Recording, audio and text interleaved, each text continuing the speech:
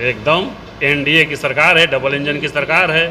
आप यह भी देख रहे हैं 2014 से लगातार देश के यशस्वी प्रधानमंत्री आदरणीय नरेंद्र मोदी जी ने युद्ध स्तर पर काम कर रहे हैं और हमारे देश के यशस्वी प्रधानमंत्री की बागडोर उन्हें मिली और विपक्ष को हमें जिस तरह से काला पानी का सज़ा होता है उस तरह से हम लोग उन्हें काला पानी की सज़ा देने का हम लोग कभी हिंदू हैं क्या? कभी अपने आप को आप सुने हैं? मेरे मीडिया के भाई लोग आप कभी देखे हैं कि वो हिंदू अपने आप को मानते हैं? हिंदू समझ में आते हैं, न क्रिश्चियन समझ में आते हैं, न मुस्लिम समझ में आते हैं। वो तो इटली के रहने वाले हैं, न पता इटली की उनकी माता जी हैं और इटली का ही सारे संस्कार लेकर हमारे भारत के लोग। हिंदुस्तानी अवाम मोर्चा का जिला कार्यकारिणी बक्सर का बैठक किया गया, इसका मुख्य मुद्दा क्या है? अहम मुद्दा ये बैठक क्यों की गई?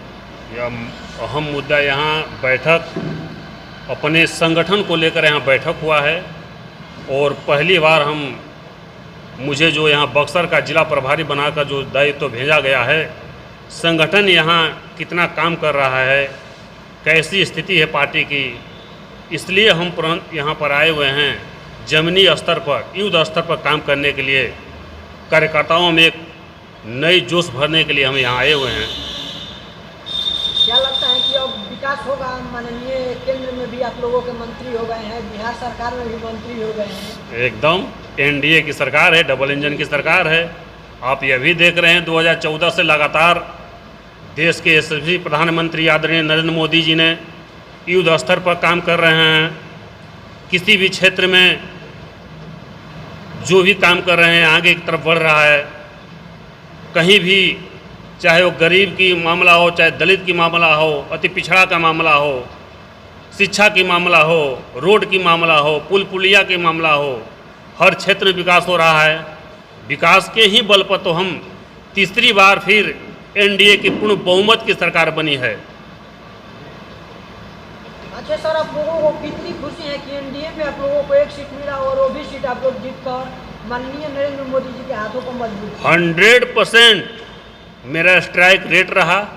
एक सीट में मुझे मिली, एक सीट को मैंने लगभग 1.5 लाख से जीतकर नरेंद्र मोदी जी के झोली में यह सीट डालने का काम किया।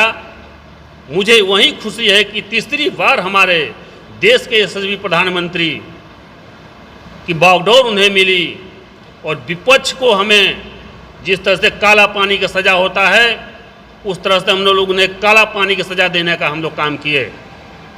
अभी विपक्ष के द्वारा जैसे कि राहुल गांधी संसद भवन में बहुत ही उल्टा शब्द हिंदुओं के बारे में बोले। वो कभी हिंदू हैं क्या? कभी अपने आप को आप सुने हैं? मेरे मीडिया के भाई लोग आप कभी देखे हैं कि वो हिंदू अपने आप को मानते हैं?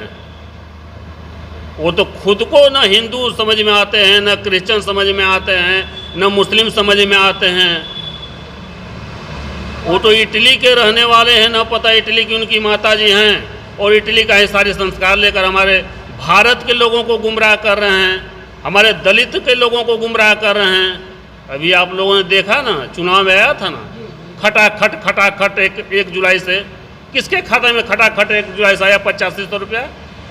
गुमराह कर 70 वर्षों तक भारत के कांग्रेस ने भारत पर राज किया।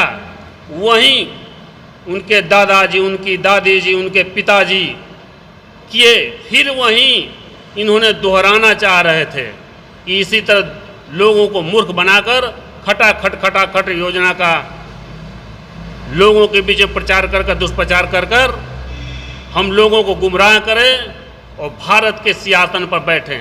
लेकिन हमारे देश की जनता ने बहुत ही चालाकी से, बहुत ही सूझबूझ से उनके खटाखट को लात मारने का काम किया। धन्यवाद।